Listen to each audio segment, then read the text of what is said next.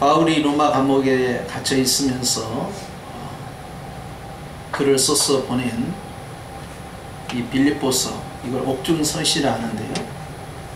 감옥에 갇혀 있는 자가 감옥에 갇혀 있지 않는 사람에게 보낼 때 대개는 죄를 지은 사람 같은 경우는 후회에 대해서 또 용서를 구하고 그리고 앞으로 세상을 어떻게 살겠다라 그렇게 쓸 수 있습니다. 그러나 죄가 없는 사람이 핍박 가운데 감옥에 갇혀 있는 경우에는 하나님께 주신 소망이 무엇이고 내가 왜 이 길을 가야 되는지, 나로 인하여서 밖에 있는 사람들이 슬퍼하지 않기를 오히려 격려하는 그런 글들이 나갈 수 있습니다. 바울은 감옥에 갇혀 있으면서도 오히려 감옥에 갇혀 있지 않는 빌립보 교회를 위하여 기도하고 또 격려하고 위로하고 그들이 주 안에서 자유하기를, 무엇보다도 성령 충만의 외적 증거인 기쁨이 교회 안에 존재하기를, 그런 아름다운 공동체가 되기를 축복했습니다. 어느 교회 못지않게 사랑했던 빌립보 교회에, 그 교회 안에 오직 주님이라는 공동체만이 형성되기를 원해서 빌립보서 2장 5절 말씀에도 너희 안에 이 마음을 품어야 되겠다. 그것은 곧 그리스도 예수의 마음이다 하면서 외적인 외양보다는 내면이 더 아름다워져야 한다는 걸 강조하셨고, 12월 우리가 받은 말씀대로 빌립보서 2장 3절처럼 오직 겸손한 마음으로 남을 나보다 낫게 여기고 각각 자기 일을 돌아보다 아니라 또한 각각 다른 사람들의 일을 돌아보아 나의 기쁨을 충만케 하라라고 격려했습니다. 바울이 기대하는 공동체는 부흥하는 교회, 성장하는 교회, 선교하는 교회, 잘나가는 교회, 유명하는 교회, 그런 교회가 아니었어요. 바울이 기대하는 교회 공동체는 예수 그리스도로 충만한 교회, 주님의 기쁨으로 채워지는 교회, 주님의 마음과 그 인격 안에 거하는 교회, 사랑의 공동체를 원했던 것입니다. 그렇기 때문에 내면이 근실하게 잘 성장되는 그러한 아름다운 빌립보 교회를 원했죠. 바울이 빌립보 교회를 직접 개척을 한 당사자로서 빌립보 교회가 그 어떤 교회보다도 말씀 안에서, 은혜 안에서 잘 자라나기 원했는데, 사람이 사는 곳은 천국이 아니기 때문에요, 항상 문제가 있기 마련입니다. 빌립보 교회 안에도 문제가 발생을 했어요. 사실 빌립보 교회를 개척할 때 자주장사 루디아를 통하여서 그 첫걸음이 시작됐잖아요. 그러니까 처음 빌립보 성에 있어서 빌립보 교회의 개척의 원출발점은 남성 사역자가 아니고 여성 사역자였습니다. 그를 통하여서 당시의 문화가 철저히 남성 중심의 사회였고, 회당 그리고 초대교회 역시 남성 중심의 그러한 사역이었음에도 불구하고 실적으로 바울의 빌립보 사역에 있어서는 여성 사역자들이 그 우선순위에 있었어요. 그렇기 때문에 어느 지역보다도 여성 사역자들이 바울을 돕는 역할이 아주 중요했죠. 그런데 그 교회 안에 중요한 두 사람의 일꾼이 등장하는데, 한 사람은 유오디아고 한 사람은 순두개입니다. 두 사람 다 하나님 앞에서 다 인정받고 신실한 사람이고 주님과의 관계가 잘 돼 있고 바울과의 관계도 잘 돼 있어요. 하나님과의 관계가 잘 돼 있고 주의 종과의 관계도 잘 돼 있단 말이에요. 두 사람 다. 근데 문제는 두 사람 사이에는 갈등이 존재한다는 거예요. 주의 종과도 아무 문제가 없어요. 하나님과도 아무 관계가 없어요. 문제가 없습니다. 아주 좋아요. 그런데 두 사람 사이에는 서로 생각이 다르고 일하는 방식이 다르기 시작합니다. 그러면서 보이지 않는 헤게모니가 움직이기 시작하는 거예요. 이것은 교회에 있어서 아름다운 공동체를 지향하는 데 있어서 치명적인 독이 되기 때문에 바울이 이들의 실명을 검명하기 시작합니다. 그리고 빌립보 교회의 감독에게 이것을 부탁한 것이 아니라 당사자들에게 직접 대놓고 이 편지를 쓰는 겁니다. 유오디아야 그리고 순두개야, 내가 너희들에게 부탁한다. 너희는 주님 안에서 같은 마음을 품어야 된다. 이것은 빌립보서 2장 1절에서 4절까지 쭉 같은 마음, 한 마음, 같은 마음, 한 마음, 그것이 반복돼서 내려왔던 그 흐름과 같아요. 이들이 마음과 생각이 하나 되는데 한계가 있었다는 거예요. 그러면서 서로 생각이 다르기 때문에 의견 충돌이 일어나고 일하는 방식이 다르기 때문에 또 자기 주도적인 그러한 사역에 강조점을 두다 보니까 상대에 대해서 존중히 여기는 마음이 떨어지게 되는 것입니다. 바울은 주님 안에서 같은 마음을 품어야 되겠다. 우리는 이 같은 마음에 대해서 바울이 어떤 의도로 말씀을 하셨는가에 대해서 생각해야 됩니다. 그것은 빌립보서 3절에 있는 말씀처럼 오직 겸손한 마음이고, 빌립보서 2장 5절에 있는 말씀과 같이 예수 그리스도의 마음을 의미합니다. 그것은 죽기까지 복종하신 마음이었고, 또한 자기 자신을 낮추는 마음이었습니다. 그렇기 때문에 바울에게 있어서 같은 마음을 품고 같은 사랑을 가지고 같은 뜻을 향해 나아가는 교회 공동체에 지향하는 데 있어서 자기 자신들의 기존에 가지고 있던 생각과 자기가 일하는 그 스타일이 강조점을 두는 순간부터 교회의 분열이 시작됐기 때문에 이것을 극히 경계했던 것입니다. 그리고 바울은 그 다음에 3절에 가서 이렇게 선포합니다. 참으로 나와 멍에를 같이 앉아 너에게 구하노니 복음에 나와 함께 힘쓰던 저 부녀들을 돕고 또한 글레멘드와 그 외에 나의 동역자들을 도우라. 그 이름들이 생명책에 있다. 계속해서 사역자들이 등장합니다. 멍에를 같이 한, 복음에 나와 함께 힘쓰던 수식어가 붙었죠. 그 다음에 저 부녀들을 도와야 한다.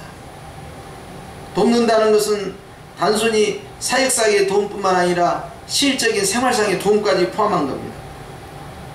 그들을 인정하고 알아주고 그들을 높여주라는 것입니다.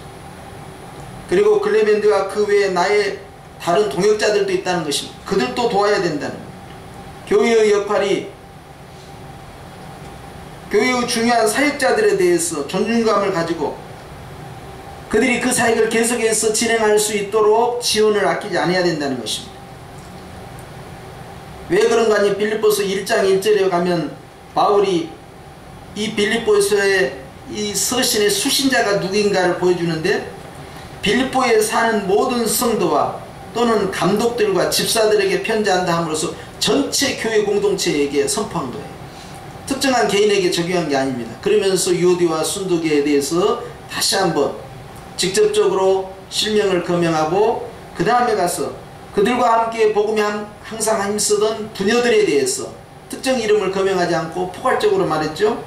그리고 멍에를 같이 한 자라고 표현합니다. 또한 글레멘드 그의 나의 동역자들 복수형을 쓰면서 그들을 도와라. 누가? 교회가. 우리는 다시 2절로 갑니다. 어떤 일을 하기 위해서 누구는 필요하고 누구는 필요하지 않는다는 것은 존재치 않는다.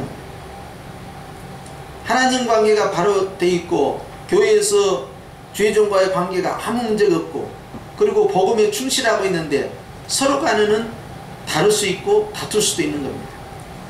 그런데 그것은 거기까지라는 거예요. 이제는 같은 마음을 품어야 될 이유가 있다는 것입니다. 그것은 너희가 그 이름이 생명책에 기록되어 있기 때문이다. 하나의 패밀리 가족을 선포한 거예요.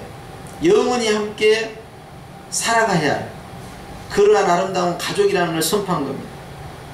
그러면서 유오디와 순두계가 실제 갑자기 이렇게 등장한 것 같지만 이들이 개척 초기부터 이 서신을 받을 때까지 교회에서 얼마나 많은 희생과 섬김을 했겠습니까? 그런 섬김과 희생이 없이는요 기득권을 주장할 수가 없어요. 그만큼 수고했고 노력했고 전도했고 헌신했기 때문에 그들이 어떤 영역을 담당하면서 하나님 앞에 헌신한 겁니다. 그리고 그 이름이 바울에게도 이미 각인이 되었고 다만 이 두 사람 사이에 일하는 방식이 생활하는 방식이 차이가 나기 시작합니다. 그리고 그 차이가 나는 것이 서로 다른 것이 이제 다툼으로까지 발전하는 겁니다. 그러고는 교회는 어느 편에 쓸 겁니까? 중요한 역할을 감당하는 사람이 둘로 나눠졌을 때는 다른 사람들의 입장이 곤란해진 거예요. 이 사람도 귀하고 이 사람도 귀하고 마치 말이죠. 엄마가 더 좋아 아빠가 더 좋아 그런 거 똑같은 겁니다. 교회 안에서 중요한 역할을 가지고 있는 두 포지션이 충돌이 일어날 때는 다른 사람들이 굉장히 입장이 난처한 거죠. 그랬을 때 주의종이 직접 개입을 한 거예요. 왜냐하면 빌립보 교회가 지향하는 것은 기쁨이었습니다. 주 안에서 기뻐하라. 내가 다시 말하니 기뻐하라. 항상 기뻐하라. 계속해서 빌립보 교회의 교회로서의 정체성은 마치 빌립보 교회의 별칭이 기쁨의 교회인 것처럼 말이죠. 계속적으로 기쁨을 강조했던 거예요. 그것이요, 그 기쁨의 은사가 결국 교회를 교회되게 만들고 어려운 문제를 쉽게 극복해 나가는 방식이었어요. 그들이 정말 하나님의 나라를 내 마음에 채워가는 데 있어서 이보다 더 중요한 것이 없었습니다. 그렇기 때문에 어려움 속에서 외적인 핍박이나 내부적인 갈등 속에서 그들이 모든 상황을 평정시킬 수 있는 이 기쁨이라는 은사가 소멸되는 것에 대해서 극히 경계한 겁니다. 그런데 결국 사람과의 관계성이, 빌립보서 2장 1절에서 4절에 있는 말씀도 자기관리뿐만 아니라 결과적으로는 나와 다른 사람과의 관계성을 어떻게 하느냐, 교회 공동체가 그 과정을 통해서 어떤 모습으로 하나님께 영광을 돌릴 것이 하는 걸 결정짓게 되는데, 대인관계를 통해서 사람의 모든 슬픔, 기쁨, 그리고 행복과 불행, 이런 것들에 큰 영향을 주게 됩니다. 사람이 사람을 통해서 사랑도 느끼지만 아픔도 느끼는 거예요. 그러면 교회 공동체 안에서 하나님이 지극히 사랑하는 자들과의 교회 공동체가 얼마나 중요한지, 예수님께서는 심지어는 요한복음 이 13장 43절 말씀에 새 계명이라, 그러니까 어떤 계명도 말씀하지 않는 상황에서 유일한 계명으로 하나를 내린 겁니다. 마태복음 28장 19절에 땅끝까지로 복음을 전파하라는, 가서 모든 족속으로 제자를 삼으라는 말씀은 사실 계명이라고 하지 않고 우리 명령이라고 합니다. 그런데 계명이라는 것은 명령 위에가 계명이에요. 이게 굉장히 상위법이죠. 그런데 주님께서 거기에다가 별칭으로 새 계명이라고 함으로써 그것은 구약 사람들이 가장 귀중하게 여는 것이 토라고, 토라 안에서도 가장 중요한 법이 바로 십계명 아닙니까? 그것을 계명이라고 합니다. 근데 계명이라는 용어를 일부러 쓰신 겁니다. 가장 높은 상위법이다 이거죠. 그것은 사랑이라는 거예요. 근데 무슨 사랑이냐? 뭐 하나님 사랑이냐, 이웃 사랑이냐, 그것도 아닙니다. 이것은 너희끼리 사랑이다. 그래서 우리가 생각했을 때 우리가 사회를 향하여서 사랑을 하고 그것은 지극히 정상적인 것 같지만 본문을 절대 왜곡해서는 안 돼요. 본문에 있어서는 발을 씻겨주고 있는 제자들과의 관계성에서의 사랑이 먼저였다. 그래서 이번에 장은일 목사님이 유치원 비유를 들었잖아요. 유치원 아이들이 언제쯤 철들었을까, 언제쯤 성장했을까 기준하는 그 기준이 뭐였냐는 거예요. 다른 친구를 배려해 줄 때, 다른 친구에 대해서, 그런 행동에 대해서 내가 수용해 줄 때, 아 컸구나, 이렇게 했다는 이야기를 듣고는 바로 그 모습이에요. 주님이 소중히 여기는 것이 무엇이었는가? 교회 공동체 안에 그것은 사랑이라는 틀을 벗어날 수가 없다는 것입니다. 우리가 교회의 성장을 위해서 여러가지 노력하고 외적인 활동을 강화하고 교회가 대사회적 역할을 하고 이런 것은 항상 후순이라는 걸 여러분 기억하셔야 됩니다. 그런 것이 우리 교회가 해야 할 어떤 존재의 이유고 존재의 목적이고 우리가 가장 중요하게 생각해야 할 당면 과제인 걸로 생각하면 우리는 이 일에 파묻혀버려요. 그리고 정말 교회의 본질을 놓쳐버리는 겁니다. 교회의 본질은 하나예요. 오직 예수님의 사랑 안에서 하나가 되는 것입니다. 여기가 출발점이에요. 그런데 우리는 그동안 너무 일하는데 찌들어 있었어요. 취락에서도 일하고, 그냥 무슨 부서에서 일하고, 그냥 교회에서 일하고, 대사회적인 일을 하고, 그러한 것이 소중하지 않다는 건 아니지만 우선순위가 바뀌기 시작하고 나중에는 내 자신이 말이야 탈진이 되고 고갈이 돼버려요. 먼저 해야 할 것과 나중에 할 것 구분하지 못합니다. 그러다 보니까 마르다가 절대 잘못 산 건 아니지만 마르다 같이 우선순위를 결정을 해버리는 거예요. 일 중심으로 가는 겁니다. 근데 마리아처럼 하는 행동에 대해서는 예의가 없고 말이지 손님을 접대할지도 모른다고 우리는 생각할 것 같은데 오히려 주님이 그쪽을 선택했다는 것이 우리에게 충격적인 거예요. 우리 교회가 해야 할 일이 무엇인가를 자꾸 고민해야 됩니다. 우리가 정말 해야 할 일이 있다면 그 일이 뭐냐는 거예요. 그 일이라면 그건 서로 사랑하는 것이다.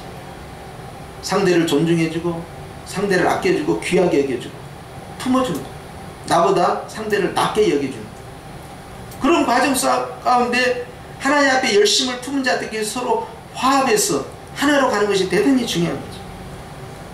근데 우리 한국교회는 그렇게 하지 못했어요. 왜냐하면 항상 목적지향적입니다. 표도 보십시오. 배가 운동. 와, 배가. 한 사람이 한 명씩 전도. 뭐 전도한 사람은 정착을 시켜야 되죠. 그 다음 이번에는 기도원을 삼자. 뭐 요즘은 이제 그게 좀 덜해요. 또 누가 학교를 하면 우리도 학교 한번 해보자. 뭐 이런 거. 누가 병원을 운영하다 우리 병원도 해보자. 뭐 이런 거. 항상 사업 중심이었어요. 그러니까 목표를 항상 그 방향으로 간 겁니다. 교회가 해야 할 일들을, 우선순위를. 그 목적이 없으면 교회가 방황하는 줄 알아요. 목적이 이끄는 삶이 아니에요. 목적이 이끌어주지 않아도 괜찮아요. 말씀이 우리를 어디로 이끄느냐가 더 중요해요. 그렇기 때문에 소이름답 제 인문에 뭡니까? 교회의 목적이 뭐냐 이거야. 구원받은 성도의 삶의 목적이 뭐냐는 거예요. 창조함을 위한 인간의 목적이 뭐냐는 거예요. 그 목적은 하나님을 영화롭게 하는 것과 그로 인하여 영원토록 즐거워하는 것, 기뻐하고 즐거워하는 것, 나로 인하여서 주님께서, 주님으로 인하여 내가, 그러한 삶 자체가 우리에게 제1순위다 이 말이에요. 근데 그걸 자꾸 놓치게 되는 거죠. 그러니까 일 중심으로 하다 보면 그 일 때문에 갈등이 벌어지는데 우선순위를 놓친 거예요. 일보다 더 중요한 것은 사람이다. 이걸 문재인 대통령이 선거한 거 아닙니까? 그래가지고 뭐 사람이 먼저다 이거 히트친 거 아닙니까? 근데 문제는 교회를 한다며. 빨리 회개하고 교회를 다녀야 되는데. 그런데 여러분, 주님께서 오늘 유오디아와 순두계에게 부탁한 게 그거예요. 정말로 너희들이 해야 할 일들은 너희들이 하는 그 방식을 계속 고수하는 것도 아니고 너희들이 이루고자 하는 그 일을 성취하는 것도 아니고 그보다 더 중요한 것은 너희가 같은 마음을 품는 것이 더 우선순위라. 이것 없이 그 다음 단계를 이야기할 수 없다는 것입니다. 교회는 그래요. 교회가 사이즈가 크다고 해서 여러분 행복해진다고 생각하시면 안 됩니다. 목사님 우리 교회도 굉장히 붕해야 되는데 제가 시찰회나 노예에서요 가면요 목사님 이번에 큰 교회로 가셨대요. 그럼 제가 멍하니 쳐다보겠어요. 나는 그렇게 생각하지 않거든. 나는 비어있는 자리를 볼 때마다 마음이 안타깝고 보여야 할 사람이 보이지 않을 때 속상한단 말이에요. 그런데 그분들의 입장에서는 내가 큰 교회로 갔다는 거예요. 어떤 분은 전화 왔어요. 목사님 이번에 어떤 교회로 갔다는데 큰 교회로 갔다는데 한 1000명 모입니까? 그러더라고요. 거기까지는 안 갑니다. 내가 그랬어요. 아니 10,000명을 부르지 말이야. 그 1000명을 부르겠어요. 그래서 노예 안에서도 굉장히 우리 교회가 성역교회가 아주 크다고 생각하니까요. 크게 되면 뭐를 많이 해야 될까요? 상해비를 많이 내야 됩니다. 상해비를 못 올리게 하려고 저는 또 뭔가 변명을 또 해야 돼요. 그것이 아니고 이제 이렇게 들어가야 돼요. 또. 교회가 크면은 목회가 행복하다고 생각해요. 그 우선순위를 정해야 됩니다. 우리나라에서 가장 행복한 목사님 조영기 목사님, 그 다음에 오정현 목사님. 대형교회만 불러대기 시작합니다. 지금부터. 그럼 행복합니까? 그게 아니잖아요. 알면서도 우리는 만족을 못해요. 왜냐하면 일 중심이지 사람 중심이 아니니까. 그리고 사람보다도 더 중요한 건 뭐예요? 예수님이에요. 거기서 또 우리가 출발이 돼가는데 바울은 유오디아 순종에게 같은 마음이다. 왜냐하면 그 같은 마음은 어떤 마음이겠어요? 예수님의 마음이죠. 그 마음에서 출발합니다. 그 마음 안에 뭐가 있어요? 겸손이 있고요. 상대에 대한 존중이 있고요. 낮아짐의 복종이 있잖아요. 그것이 바로 주님의 사랑이었던 거예요. 여기서부터 출발해요. 이것이 가장 중요하다는 거예요. 앞으로도 마찬가지입니다. 제가 이제 각 기관과 부서들 조직표 내시오, 예결사 내시오, 사업계획 내시오 하니까 이제 바빠졌죠. 내가 어떻게 된가 볼판이요 지금. 성의 있게 하는가 무성의하게 하는가. 근데 여러분 그 이면을 봐야 됩니다. 그 이면은 무엇일까요? 그것은 그리스도의 사랑입니다. 그것을 놓치고 야 이거 보고서 잘 써서 우리 이러이러 한다고 해야지 그래버리면 말입니다. 결국 교회는 계속해서 일 중심으로 계속하는 거예요. 우리가 왜 전도한지 아세요? 우리가 왜 해외에 나가서까지 복음을 전파해야 되는지 아세요? 그것은 우리가 주님을 사랑하기 때문이에요. 근데 그 사랑하는 주님께서 다른 영혼들을 전도하기를 부탁하시니 그분의 청을 우리가 받아들여서 순종하는 것입니다. 선교 자체가 목적이 아니라는 걸 강조하는 거예요. 주님이 그걸 원하기 때문에 그 일을 하고 있는 것 뿐이에요. 항상 우선순위는 누구예요? 예수님입니다. 그러니까 저는 굉장히 목적 지향적인 사람이었어요. 이제 또 저는 대학에서는 공대에서 전자공학을 했으니까요. 굉장히 날카롭습니다. 그리고 아주 예민할 뿐만 아니라 아주 조직적이에요. 목표 지향적이고 체계적이고 기획이 분명해야 돼요. 완벽해야 돼요. 이것이 그냥 깨져버렸잖아요. 제가. 주님 안에서 이런 부분들이 무너지지 않냐면요 하나님의 사람으로 쓰임받을 수가 없어요. 지금은 정반대의 모습이 굉장히 많이 나타납니다. 아직까지도 그 잔재가 있다 하더라도요 그보다 훨씬 다른 모습이 더 부각이 돼요. 급한데 어떨 때는 전혀 급하지 않게 움직여요. 서둘러야 되는데 어떨 때는 서둘리지 않습니다. 분명한 목적을 가지고 목표를 향해 나아가야 되는데 어떨 때는 그걸 다 무시해버려요. 왜 그런 거 아니? 그것은 성경이 우리에게 가르쳐주는 본질이 아니기 때문에 그래요. 교회는 그래요. 그러한 방향으로 목표를 제시하고 나를 따르라 그러면서 그 목표를 향해 목적을 향하여 나아가는 그렇게 숨가쁘게 달리는 그러한 모습 속에서 행복이 있지 않습니다. 교회가 성장하고 부흥한 데서 여러분들이 행복을 찾는다면요 이 일을 통한 성취, 만족감을 통해서 자기의 행복을 만들겠다는 논리와 똑같은 거예요. 그런데 교회가 어떤 목적과 어떤 목표를 데이터를 만들고 또 숫자로 그것을 형성을 해서 어느 목표까지 도달했을 때 우리는 잘 살아왔다 그렇게 말할 수 있을까요? 그러다 큰일 나버리죠. 그런데 많은 교회들이 많이 그런 일반 세상의 그런 세계관을 가지고요 그런 마케팅 전략을 동원해서요 이제 어느 목적과 목표를 향하여 나아갑니다. 그래서 얼마만큼 부흥을 시켰느냐, 전도를 얼마나 했느냐, 어떤 성과와 업적을 남겼느냐 거기에 굉장히 주목하게 됩니다. 경영이 시작되는 거예요 교회 안에. 그러다 보니까 교회는 가정과 같은 교회가 되기 때문에 그 안에서는 목적과 목표가 있는 게 아니잖아요. 서로 사랑하고 아프지 않고 화목하게 살면 최고잖아요. 이런 분들이 굉장히 이제 흐려지게 되고 그리고 눈에 보이는 가시적인 목적과 목표를 향해 가는 거예요. 유대와 순도회가 뭐 때문에 다퉜겠습니까? 아무 목적도 없고 목표가 없었으면 이들이 다퉜겠습니까? 아니죠. 이들이 서로 사랑하는 것이 최고고 서로 화목하는 것이 최고고 아름다운 공동체를 형성하기 최고다 했다면 다툴 이유가 하나도 없어요.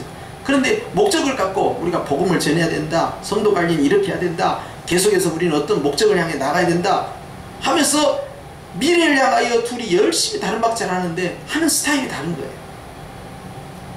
분명히 주님을 사랑하는 마음 갖고 주의종과의 관계도 아무 문제가 없고 바울의 중요한 동역자임에도 불구하고 쌍방간에 있어서 하나 되는 일에는 실패한 겁니다.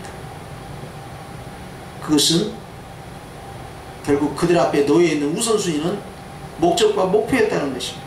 이런 부분들이 깨져야 돼요. 그러니까 화가 나는 거예요. 왜 그 일에 빨리빨리 따라오지 않느냐는 거야. 왜 일하는 방식이 다르냐는 거야. 이렇게 해야 돼 효율성이 있는데 왜 그걸 이해를 못하냐는 거야. 네가 지향하는 방법을 했다가는 일이 안 된다는 거야. 그렇게 해서는 다 옳은 말이에요. 좋은 말이에요.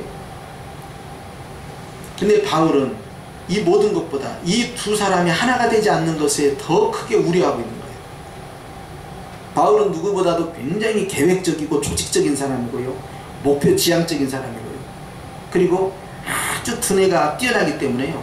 엉성하게 움직이는 사람이 아닙니다. 성령님의 이끌림 안에서 아주 치밀하게 움직이는 사람이에요. 그가 사역했던 내용들, 그리고 그가 썼던 서신들을 보면요, 이거 보통 투니 플레이가 아닙니다. 그런데도 그에게 있어서는 지금 교회 공동체가 같은 마음을 품는 것이 더 중요하다는 것을 확인합니다.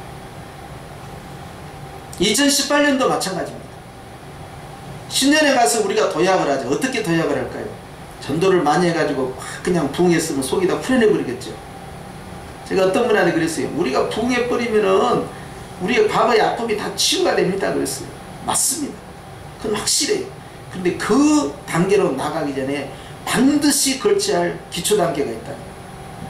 그것은 우리가 지금 행복해야 한다는 사실입니다. 내가 지금 행복하지 않고요, 우리가 이루어진 결과를 통해서 행복을 지향한다면요, 그것은 항상 먼 미래로 갑니다. 앞에 있는 그 목표로는 현재 만족하지 않는 이상 계속해서 만족을 줄 수가 없는 거예요. 그렇기 때문에 주님께서는 우리 공동체가, 빌립보 공동체가, 우리 성령 공동체가 계속적으로 주님 안에서 지금 감사와 기쁨이 넘치고 이 안에서 서로 마음이 하나가 되는 행복을 계속 누리고 있으라는 거예요. 지난주에 강사를 초청했던 중요한 첫발이 바로 그거였어요. 여러분들은 저 강사가 왜 왔을까? 그냥 좋은 말을 해주려고 왔을까? 좋은 말을 하려고 제가 부르지 않습니다. 제가 강단을 그렇게 쉽게 넘겨주지 않아요. 그것도 주일날. 저는 분명한 의도가 있었어요. 강사를 통해서 하고 싶은 이야기가 있었습니다. 우리의 우선순위가 뭐냐? 교회는 어떠한 교회가 되어야 되느냐? 우리가 지향하는 공동체는 어떤 공동체가 되어야 되느냐? 그러한 방향으로 나가기 위해서 지금까지 해왔던 그러한 폼을 깨겠다는 거예요, 지금. 여러분 모르죠? 그 실체가 드러나지 않았기 때문에, 야, 목사님 지금 무슨 생각을 하고 있을까? 궁금하기도 할 거예요. 그런데 그것은 실체가 드러나기 전까지는 계속 베일에 감춰져 있으니까 이제 잘 가름이 안 될 겁니다. 무엇을 하시려고 저러지? 하나님께서 우리에게 원하는 건 무엇일까요? 프로그램이 아닙니다. 사랑입니다. 어떤 성과를 내는 업적이 아닙니다. 교회는 여전히 같은 마음으로 나아가야 한다는 거예요.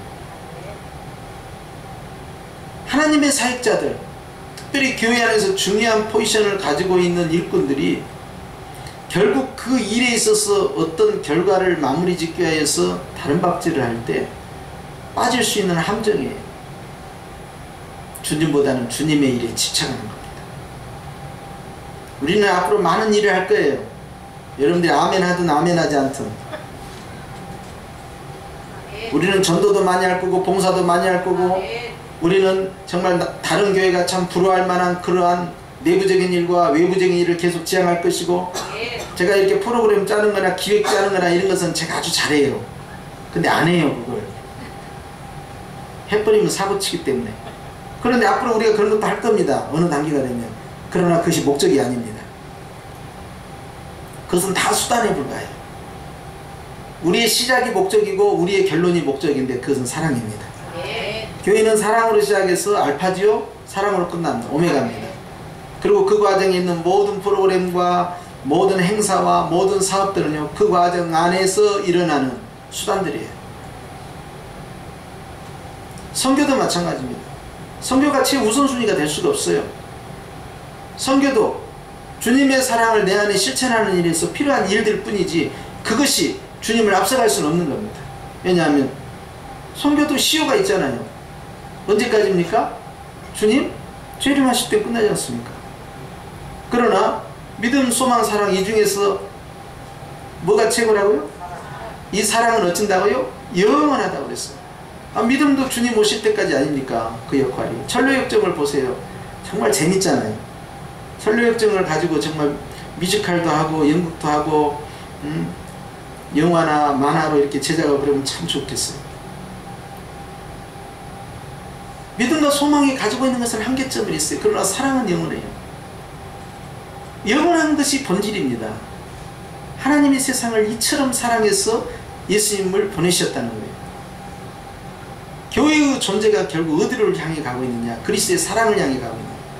그런데 가장 중요한 이것을 놓치고 우리가 다른 일에 집착할 수 있을까요? 보다 더 큰 것을 놓치고 보다 작은 것에 우리가 매여 있을 수는 없잖아요. 앞으로 교회가 많은 일을 할 겁니다. 체계적이고 조직적으로. 그리고 남들이 하는 그 이상의 어떤 것들을 우리는 프로그램을 짜고 사업계획을 짜고 또 자체 행사를 짜고 그렇게 해서 계속 지향할 거예요. 그런데 아셔야 됩니다. 그것은 우리가 지향하는 본질이 아니에요. 다 과정이고 수단입니다. 우리의 시작도 우리의 끝도 주님의 사랑이다.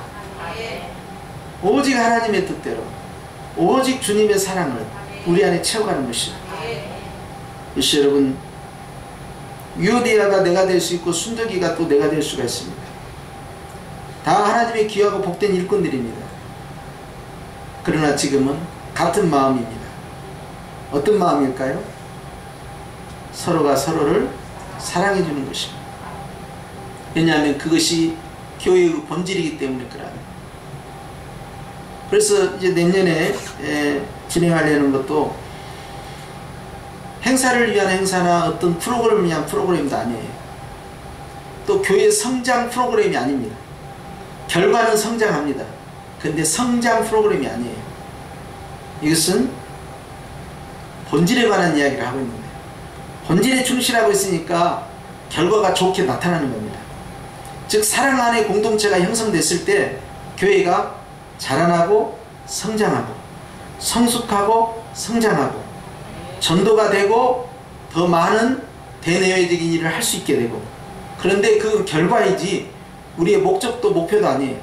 우리의 목적과 목표는 서로 사랑하는 것이에요. 그런데 그 결과가 좋게 나타나는 거예요. 열매로서. 할렐루야. 그런 방향으로 진행하려고 그래요. 오늘 이 예배에 참여하지 못한 분들은 의도를 또 이제 잘 모르시겠지만 여러분들에게 이 말씀을 강조하는 것은 하나님 앞에서 함께 이 문제를 놓고 기도하자는 거예요. 할렐루야. 누가 교회가 무엇이냐고 물었을 때 뭐라고 대답하시겠어요? 예수님의 사랑의 공동체입니다. 근데 교회마저 이것이 무너져 버리면 어떻게 됩니까?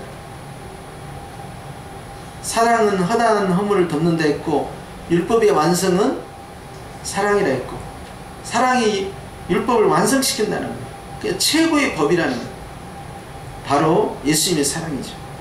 근데 교회마저 이것이 무너져 내린다면 이 세상은 도대체 어떻게 되겠습니까?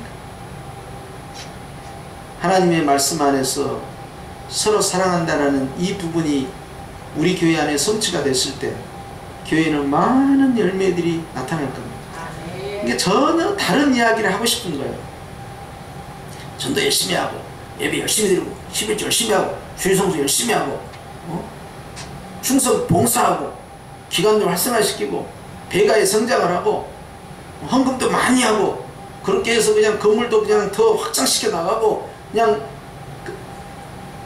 그 이야기를 하고 있는 게 아닙니다. 지금 다른 이야기를 하고 있는 거예요. 그거 다 내려놓으라는 거예요. 지금 서로 행복하고 서로 사랑하고 서로를 위해주고 가족 같은 교회가 아니라 가족이 되자는 겁니다. 사랑의 공동체를 형성하고 있을 때 방금 앞서 말했던 그런 내용들이 저절로 진행이 돼요. 주님을 사랑하고 교회를 사랑하고 서로를 사랑하는데 주일성수가 강조될 이유가 무엇이 있으며 11조가 강조될 이유가 뭐가 있어요? 근본적인 것이 무너져 버리기 때문에 결국 명령을 하는 거 아니에요. 이거 해야 된다. 계명이 할아버지 아니냐 이렇게 나가는 거예요. 그러니 거기에 무슨 은혜가 있겠습니까? 주님을 사랑한다면 순종하지 못할 일이 무엇이며 서로를 사랑한다면 용납하지 못할 일이 뭐가 있겠습니까? 본질에 대해서 계속 이야기해요. 그리스도가 우리의 본질이라면 그 본질 안에는 사랑이 기다리고 있습니다. 할렐루야. 이런 모습이 우리의 가정 가운데 우리의 삶 가운데 그대로 적용돼야 되죠. 그렇다면 자식을 가족을 능력으로 평가하지 않습니다. 좋은 직장에 들어갔냐 들어가지 않느냐, 좋은 대학에 들어갔냐 들어가지 않느냐, 연봉이 어느 정도냐, 돈이 많느냐 적느냐 가지고 가족을 평가하지 않죠. 상대의 성공적 인생이냐 실패한 인생이냐 그걸 평가하지 않죠. 그런 걸로 그 사람에 대해서 정리하기 시작한다면 결국 가정도 붕괴되고 말아요. 돈의 논리가 따라가는 겁니다. 결과적으로. 있는 모습 그대로를, 아기가 막 태어날 때 너 금수저 물고 나왔어 은수저 물고 나왔어 이런 거 따지지 않잖아요. 아기가 태어나니까 아유 세상에 꼭 닮았네. 왜 자기 닮으면 좋아하는지 몰라요. 꼭 닮았는데 태어났단 말이에요. 태어난 것 자체만으로 좋아했잖아요. 그걸로 끝까지 가자는 거예요. 계속적으로. 그것이 밑바탕에 깔려 있어야 됩니다. 그런데 아이고 저것이 나이가 들어도 돈을 제대로 못 벌어오고, 저것이 말이야 가정 안에서 중요한 기여도가 떨어져. 어떻게 하면 좋아. 그렇게 하면서 밀어내기 시작하면요, 그러면 바깥으로 나갈 수밖에 없잖아요. 교회도 그래야 됩니까? 11조 많이 내신 분이 이제 제일 앞에 앉고 11조 못 내면 분이 제일 뒤에 앉고 그렇게 해야 됩니까? 보이지 않는 서열이 생기면 어떻게 되면 큰일 나는 거죠.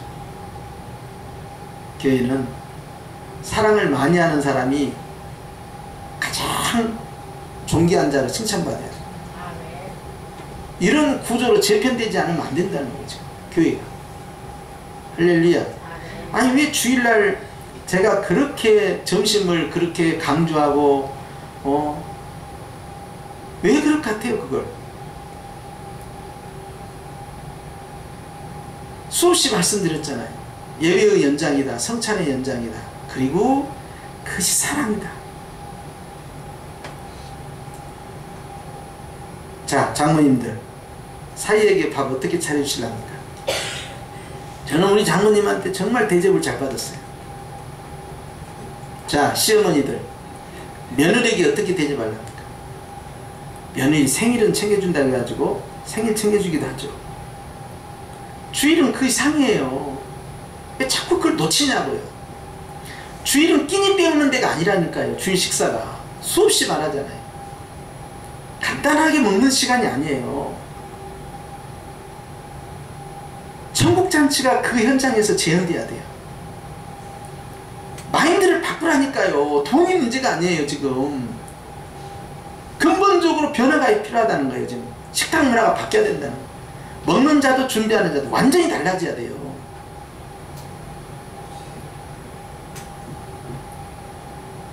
제가 새로운 것을 시도하고 있는 것 같지만 사실 본질로 돌아가고 있습니다.